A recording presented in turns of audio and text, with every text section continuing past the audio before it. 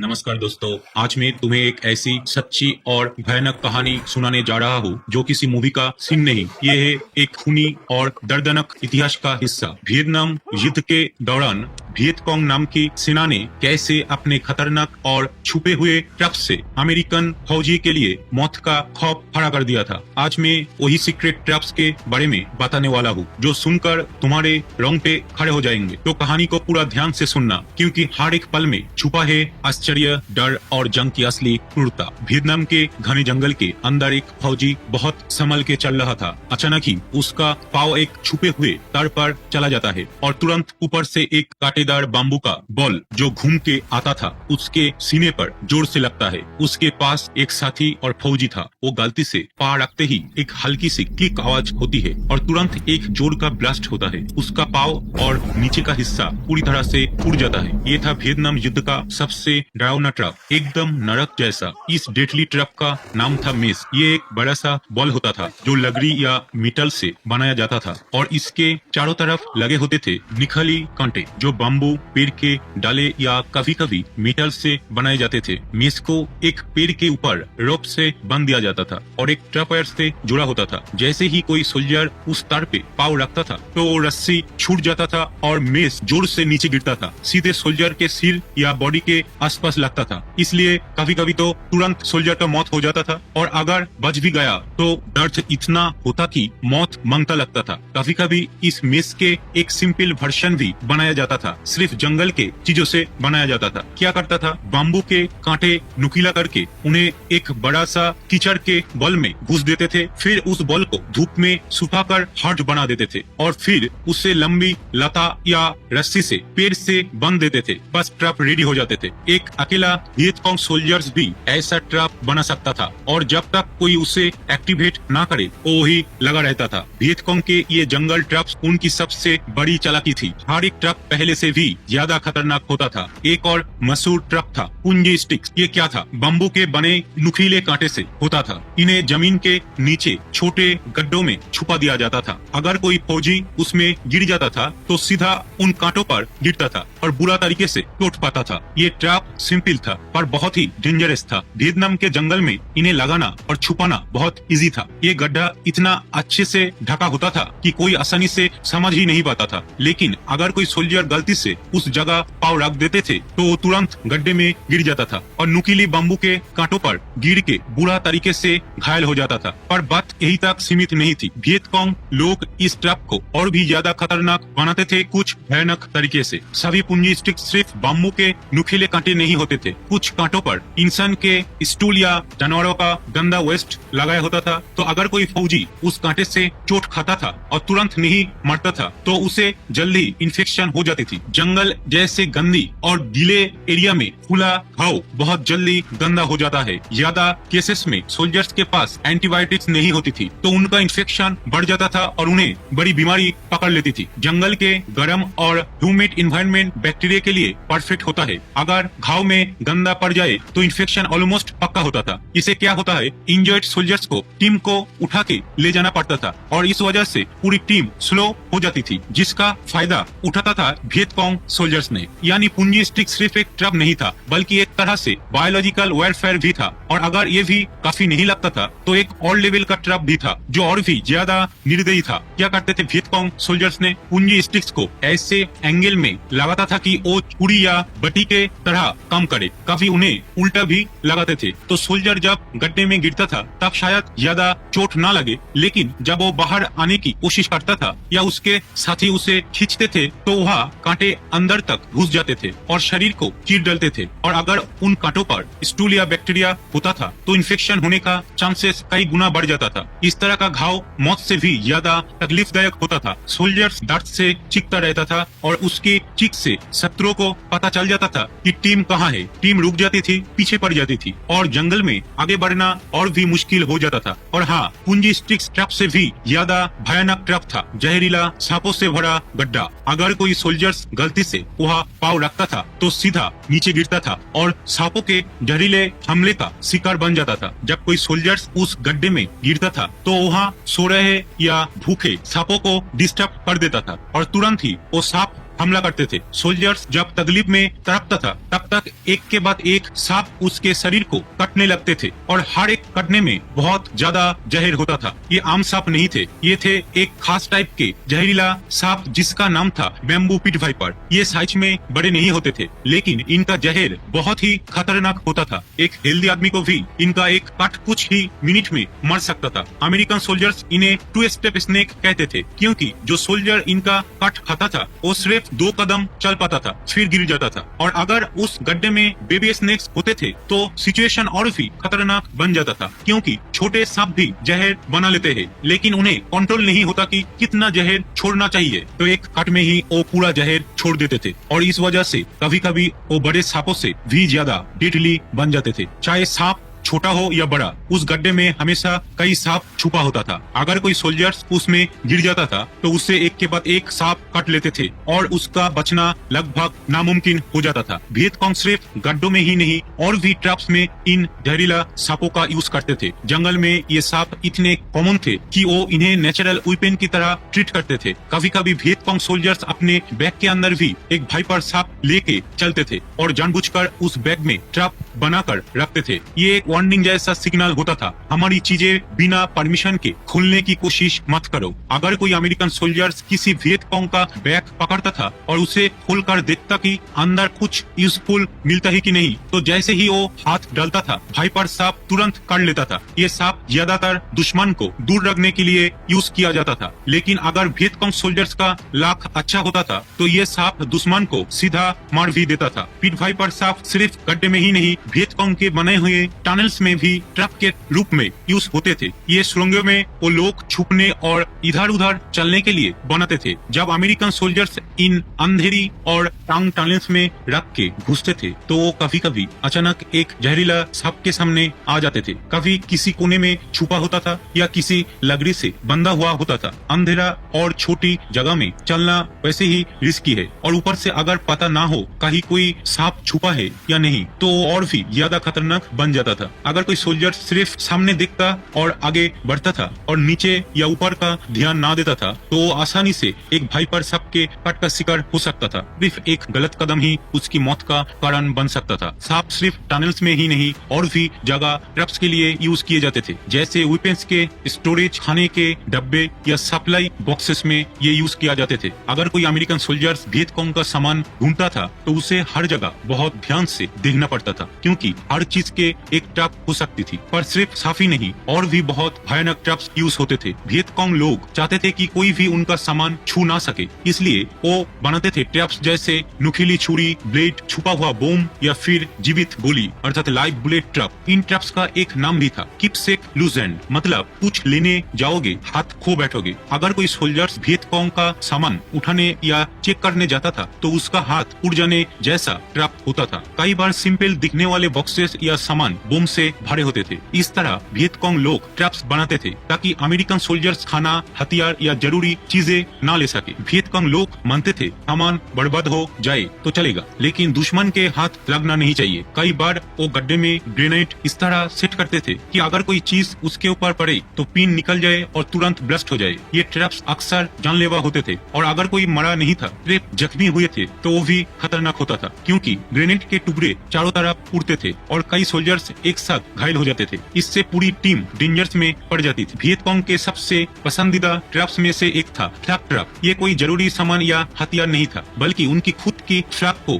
लेकर होता था। वियतकांग समझ गए थे कि जब भी अमेरिकन सोल्जर्स कोई उनका कैंप या पोस्ट कब्जा करते थे तो सबसे पहले वो वियतकांग का झंडा उतार देते थे। कभी वो अपना अमेरिकन फ्लैग लगा देते थे ताकि एलाइज को लगे कि ये आप उनका एरिया है, और कई बार सोल्जर्स वियतकांग का झंडा या फ्लैग अपने लिए यादगार के लिए भी ले जाते थे। इसलिए वियतकांग ने अपने फ्लैग्स में बोम लगाना शुरू किया। फ्लैग बोम कैसे कम करता था, देखिए, जब वियतकांग को लगता है कि अब वो कैंप नहीं बचा पाएगा तो वो जल्दी से अपना इंपॉर्टेंट सामान लेके निकल जाते थे, लेकिन कुछ सोल्जर्स कैंप में रुक जाते थे सिर्फ ट्रैप्स लगाने के लिए। वो सप्लाई बॉक्सेस में ग्रेनेड, जहरीले सांप या कभी कभी गोला बारूद को भी ब्लास्ट के लिए रेडी करके जाते थे। और सबसे आखिरी काम होता था फ्लैग ट्रैप लगाना। एक वियतकांग सोल्जर्स एक रेली विजिबल तार को झंडे के रस्सी के साथ बांध देता था और फ्लैग पोल के नीचे एक छुपा हुआ बम सेट कर देता था, फिर वो जंगल में चला जाता था। फिर क्या होता था देखिए, अमेरिकन सोल्जर्स जब खाली कैंप में घुसते थे तो सबसे पहले कोई एक सोल्जर ट्रक उतरने जाता था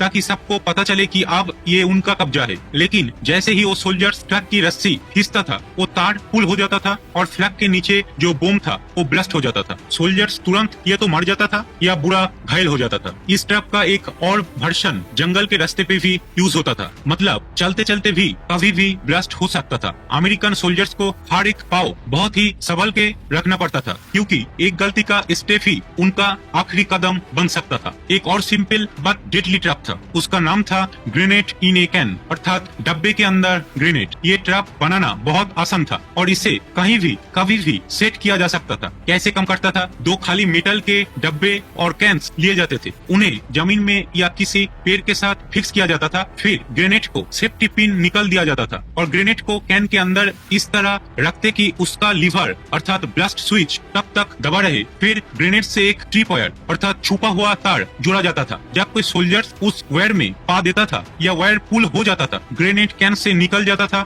लीवर रिलीज होता था और तुरंत ब्लास्ट हो जाता था। जब एक ग्रेनेड कैन ट्रैप से ब्लास्ट करता था तो उसके जोर से आसपास का दूसरा ग्रेनेड भी फट जाता था। अगर एक पतली जंगल के रास्ते से कई सोल्जर्स एक साथ जा रहे होते थे और दो ग्रेनेड एक साथ ब्लास्ट करते थे तो बहुत भयानक तबाही होती थी। जो सोल्जर्स ट्रैप के तार पे पाँव रखता था और सिर्फ अकेला नहीं मरता था, पूरा ग्रुप डेंजर में पड़ जाता था। ग्रेनेड और मेटल कैंस के टुकड़े चारों तरफ उड़ते थे और जंगल के कांटे और लकड़ी के नुकीले टुकड़े भी उसमें मिल जाते थे, जो उस ब्लास्ट को और भी भयानक डेडली बना देता था। अगर कोई सोल्जर ट्रैप एक्टिवेटेड करता था और उसके पास टाइम ना होता था टीम को वार्न करने का, तो आसपास के कई सोल्जर्स भी या तो मर जाते थे या सीरियसली घायल हो जाते थे। ये grenade in A can trap बहुत ही सिंपल था, लेकिन इतना इफेक्टिव था कि पूरे वियतनाम जंगल में फैल गया था। सबसे दुख की बात यह थी कि युद्ध खत्म होने के बाद भी किसी को प्रॉपरली पता नहीं था कि ये ट्रैप्स कहाँ कहाँ लगे हुए हैं। इसलिए साधारण लोग, औरतें, बच्चे जो जंगल से अपने घर लौटते थे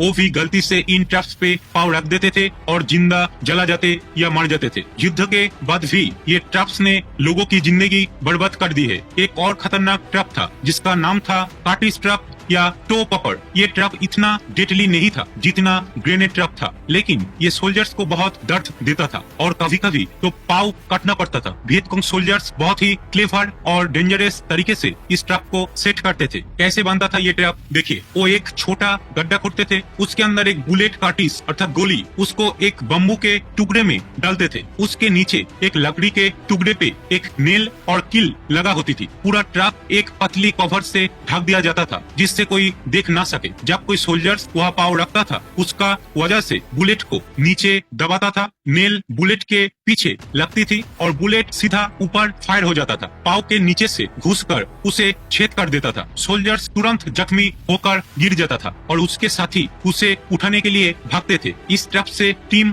रुक जाती थी जब तक पहला ट्रीटमेंट ना हो जाए। ये ट्रैप आधा टन जान नहीं लेता था, लेकिन पूरी यूनिट को स्लो कर देता था और वही वियतकॉन्ग का मकसद था। कभी कभी छोटी गोली नहीं, बड़ी और ज्यादा पावरफुल बुलेट भी यूज होती थी। अगर सोल्जर्स पूरे बॉडी वेट के साथ पाँव रखता था तो बुलेट पाँव से घुसकर शरीर के दूसरे पार्ट्स तक नुकसान पहुंचा देती थी और अगर सोल्जर्स नीचे झुक के देख रहा होता था तो बुलेट सीधा उसके मुंह पे लगकर उसका मुंह या आंख तक बर्बाद कर सकती थी। इस तरह के ट्रैप में अगर किसी सोल्जर्स का पाँव पड़ता था तो मौत लगभग निश्चित होती थी। उसके बाद कार्टिस ट्रैप इतना डेंजरस इसलिए था क्योंकि इससे पहचाना बहुत मुश्किल था। जो गड्ढा बनाया जाता था उसमें बैम्बू और बुलेट होती थी और ये गड्ढा इतना छोटा होता कि बाहर से कुछ दिखता ही नहीं, ना कोई तार होता था, ना कोई मेटल का हिस्सा दिखाई देता था। अगर किसी टीम के पास मेटल डिटेक्टर होता था तो शायद बुलेट का सिग्नल मिलता था, लेकिन जब तक डिटेक्टर उसके बिल्कुल करीब लाया जाता था तब तक शायद देर हो जाती थी और ट्रैप एक्टिवेट हो जाता था। एक और भी खतरनाक ट्रैप था जिसका नाम था बैम्बू व्हिप यानी बांस का चाबुक। ये ट्रैप और भी डेंजरस था क्योंकि मेटल डिटेक्टर भी इससे डिटेक्ट नहीं कर सकता था। इसका बचाव सिर्फ दो चीजें थी, या तो आपका किस्मत अच्छा हो या फिर आप ट्रैप में फंस जाओ। कैसे बनता था ये ट्रैप? जंगल से एक लंबा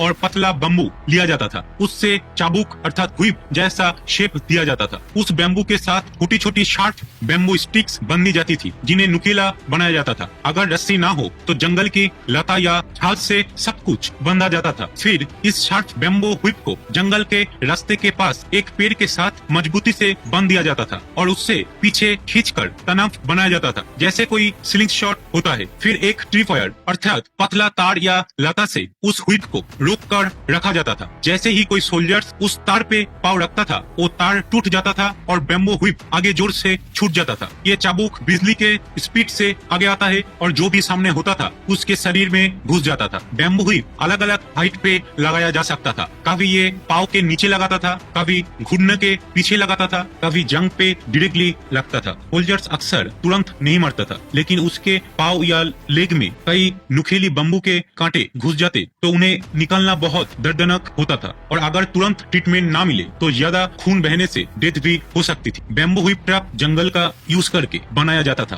कोई मॉडर्न टेक्नोलॉजी नहीं, सिर्फ स्मार्ट प्लानिंग, जंगल का नॉलेज और सोल्जर्स को कंफ्यूज करने की सोच। और इसी वजह से ये ट्रैप्स अमेरिकन के लिए बुरा सपना बन गए थे। वियतकांग अक्सर अमेरिकन आर्मी के वेपन से ट्रैप्स बनाते थे। अगर उन्हें कहीं से यूएस आर्मी की कोई लैंड माइन मिल जाती थी तो वो उसे डिस्ट्रॉय नहीं करते थे, बल्कि उसे उठा के किसी नए जगह पे छुपा कर रख देते थे। फिर अगर कोई सोल्जर्स या मिलिट्री जीप उस जगह से गुजरता था तो वो माइन फट जाती थी और जबरदस्त ब्लास्ट होता था। लेकिन सिर्फ अमेरिकन माइंस ही नहीं, वियतनाम में उस वक्त पुरानी माइंस भी बहुत थी। जब से पहला इंडो चीना वॉर चालू हुआ था अर्थात फ्रेंच कॉलोनियल पीरियड, तब से पुरानी माइंस जंगल में बिखर गई थी। वियतकांग लोग फ्रेंच आर्मी और साउथ वियतनाम के छोड़े गए माइंस भी यूज करते थे। ऊपर से उन्हें रशिया अर्थात सोवियत यूनियन और चाइना से भी एक्सप्लोसिव्स मिलते थे, इसलिए उनके पास बहुत सारी टाइप्स के बॉम्ब्स, माइंस और एक्सप्लोसिव्स अवेलेबल रहते थे और वो पूरा जंगल ट्रैप से भर देते थे। सबसे दुख की बात ये थी, जब युद्ध खत्म हो गया तब भी कई माइंस जमीन के अंदर छुपी रह गई। आज भी वियतनाम के कुछ गांव या जंगल एरियाज में लोग ध्यान से चलते हैं, क्योंकि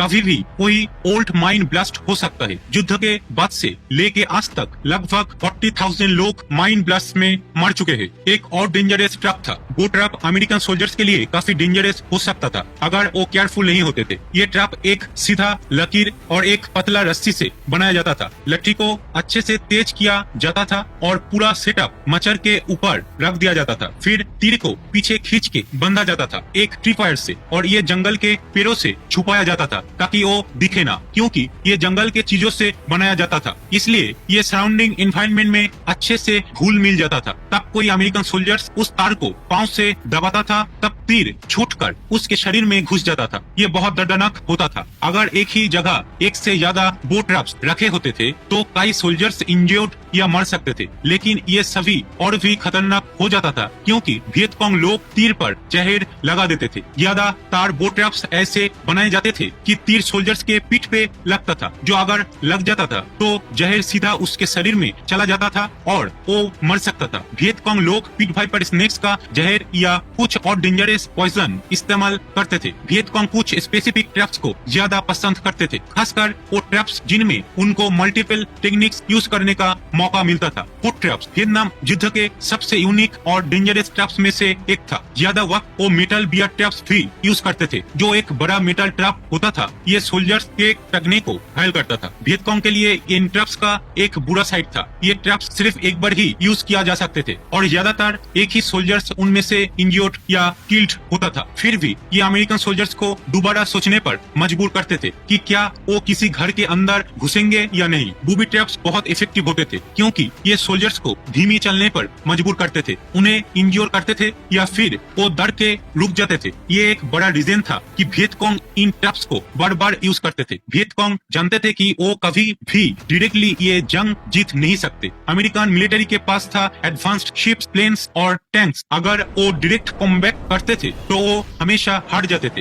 वो बहुत जल्दी समझ गए थे और अपनी स्ट्रेटेजी बदल दी थी, इसलिए वो औरत और बच्चों को भी बूबी ट्रैप्स लगाने का काम देते थे। इससे वो एक साथ कई जगह पर ट्रैप्स लगा लेते थे, जबकि पुरुष सोल्जर्स दूसरी जगह युद्ध कर रहे होते हैं। जो भी एक लकड़ी का टुकड़ा काट सकता था या रस्सी बांध सकता था, वो ट्रैप बना सकता था जो दुश्मन को नुकसान पहुंचा सकता था। ऑस्ट्रेलियन डिफेंस मिलिट्री के मुताबिक वियतनाम वॉर में लगभग 11% डेथ और 15% इंजर्स बूबी ट्रैप्स के वजह से हुई थी। इस जंग में लगभग 3 लाख अमेरिकन सोल्जर्स इंजर्ड हुए थे, जिनमें से 45,000 सोल्जर्स सिर्फ बूबी ट्रैप्स में फंसने की वजह से इंजर्ड हो गए थे। ये सिर्फ एक जंग के ट्रैप्स नहीं बल्कि ये बताता है कि स्ट्रेटेजी, हौसला और एनवायरनमेंट का कितना डेंजरस यूज किया जा सकता है जंग में। अगर आपको ये पसंद आया हो तो जरूर लाइक करिए, फ्रेंड्स के साथ शेयर करिए और चैनल को सब्सक्राइब करना ना भूले। आपका फीडबैक नीचे कमेंट्स में लिखिए। क्या आप